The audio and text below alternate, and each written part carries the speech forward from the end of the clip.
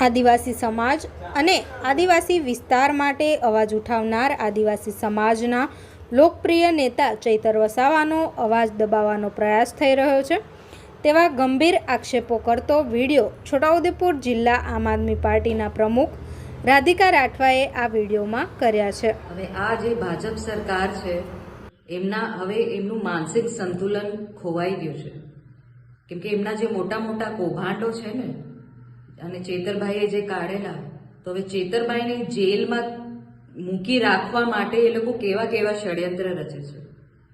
આ સરકાર જે ગાંધીનગરમાં બેઠી છે એ ભૂલી ગઈ છે કે એમને જનતાએ કેમ ચૂંટીને મોકલ્યું છે। એના જનતાના કામો કરે છે, ફક્ત એમને કૌભાંડો કરતા આવડે છે। મનરેગાના કૌભાંડો હોય, શિષ્યવૃત્તિના કૌભાંડો હોય, બસ કરોડોમાં કૌભાંડો કરીને કેવી રીતે પોતાના ખાતા ભરે અને વિદેશોમાં મિલકતો વસાવે, આ બીજેપીની સરકાર અને એમના કાર્યકર્તાઓ મંત્રીઓને એટલું જ આવડે છે। ચેતરભાઈની જામીન ના થાય એવી રીતે કંઈ ના કંઈ ષડયંત્ર વિચારતા રહે છે।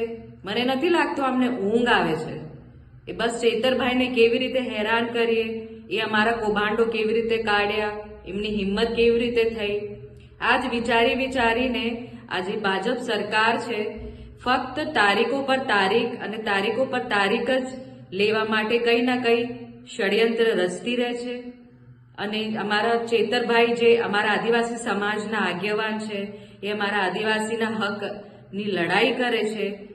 એક સામાન્ય માણસ, જે બિચારો ખેડૂત માણસ હોય કે એક મજૂર માણસના પૈસા આજે ભાજપ કે કોંગ્રેસના લોકો ખાઈ જતા હતા, એને ઉજાગર કર્યું તો એમને એટલું પેટમાં દુખી ગયું કે ચેતરભાઈના પાછળ પડી ગયા છે આ લોકો।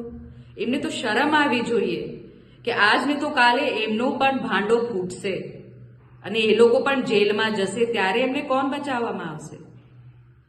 આટલા ચેતરભાઈ તો ખોટી રીતે ગુનો ના કર્યું હોય અને એવી રીતે એમને જેલમાં પૂરવામાં આવ્યું છે, ખોટા કેસીસ કરેલા છે। અને જે મર્ડરર્સ છે, રેપિસ્ટ છે, બુટલેગર્સ છે, જે કૌભાંડો કરેલા છે, એ લોકોને એક બે દિવસમાં જામીન મળી જાય છે।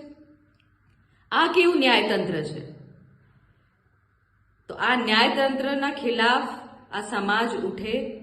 આ ભાજપ સરકાર જેવી રીતે ખોટા ષડયંત્ર રચીને એક ભોલી પ્રજાના પૈસા ખાઈ જાય છે અને એમને ઊંધું સીધું ભણાવે છે, તો અમારા ચેતરભાઈને તમામ સમાજ, આદિવાસી સમાજ ટેકો આપો।